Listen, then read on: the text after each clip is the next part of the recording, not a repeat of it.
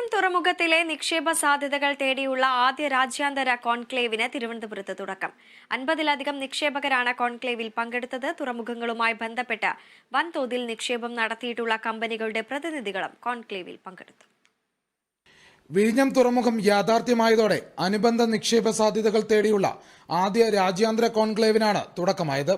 300 പ്രതിനിധികളും 50-ലധികം നിക്ഷേപകരുമാണ് കോൺക്ലേവിൽ പങ്കെടുത്തത്. രാജ്യത്തിനകത്തും പുറത്തുമുള്ള തുറമുഖങ്ങളിലായി ബന്ധപ്പെട്ട് വൻതോതിൽ നിക്ഷേപം നടത്തിയിട്ടുള്ള കമ്പനികളുടെ പ്രതിനിധികളും കോൺക്ലേവിൽ പങ്കെടുത്തു. 2 ദിവസങ്ങളിലായി 7 വിഷയങ്ങളിൽ പ്രസന്റേഷനുകളും 4 വിഷയങ്ങളിൽ പാനൽ ചർച്ചകളുമാണ് പ്രധാനമായും നടക്കുന്നത്. ഉദ്ഘാടന സമ്മേളനത്തിൽ വ്യവസായ മന്ത്രി പി രാജീവ് അധ്യക്ഷത വഹിച്ചു.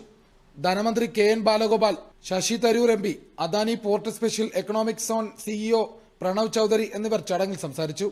കേരളത്തെ ആഗോള സാമ്പത്തിക പവർ ഹൌസാക്കി മാറ്റുന്നതിന്റെ സാധ്യതകൾ ചർച്ച ചെയ്യുന്ന കോൺക്ലേവ് നാളെ അവസാനിക്കും.